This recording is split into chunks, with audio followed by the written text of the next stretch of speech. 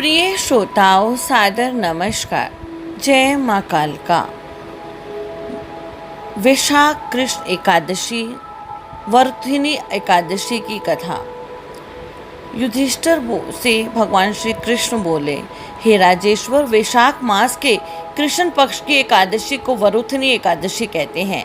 ये सब पापों का नाश करने वाली और सौभाग्य को देने वाली एकादशी है। इसी एकादशी के प्रभाव से राजा मंधाता स्वर्ग को गए थे। इसी प्रकार धुंधुमार आदि भी स्वर्ग को गए थे। 10,000 तक तप करने का जो फल होता है वह इस एकादशी के व्रत को रखने का होता है। जो फल कुरुक्षेत्र में सूर्य ग्रहण के समय 1 मन सोना दान करने से होता था, वही वरुथिनी एकादशी का व्रत रखने से मिलता है।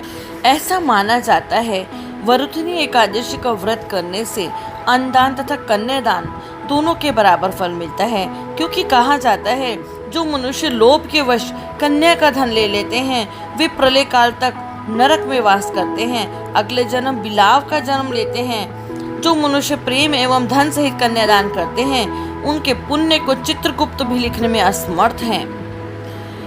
पुराने ग्रंथों में एक कथा वर्णित है।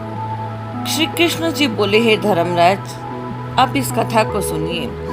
पुराने समय में नर्मदा नदी के तट पर मंधाता नामक राजा राज्य करता था। राजकाज करते हुए भी वह अत्यंत दानशील और तपस्वी था। एक दिन जब वह जंगल में तपस्या कर रहा था, उसी समय एक जंगली भालू आकर उसका पैर चबाने लगा और थोड़ी देर बाद राजा को खींचकर वन में ले गया। तब राजा ने घबराकर तापस धर्म के अनुकूल हिंसा क्रोध न करके करुण भाव से विष्णु भगवान से प्रार्थना करी। राजा की पुकार सुनकर भक्त वत्सल भगवान श्री विष्णु प्रकट हुए। उन्होंने भालू को चक्र से मार दिया। राजा के प्राण बच गए। राजा का पैर भालू पहले ही खा चुका था। इससे राजा बहुत दुखी हुआ।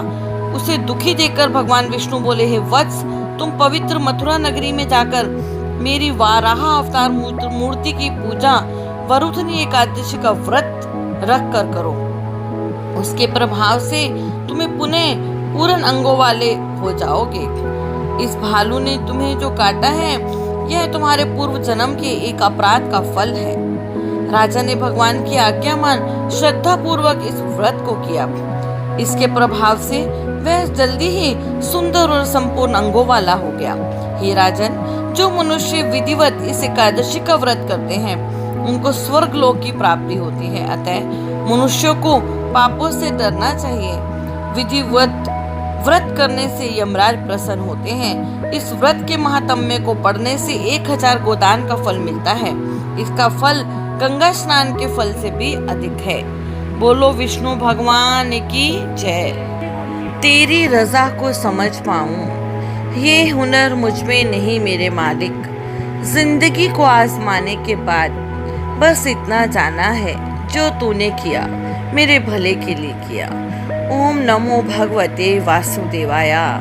ओम नमो भगवते वासुदेवाय। ओम नमो भगवते वासुदेवाय। आप सभी को वरुथिनी एकादशी की बहुत बहुत बधाई हो। Stay home, stay safe. Corona से जीतना है, कोरोना से डरना नहीं है। बोलो विष्णु भगवान की जय।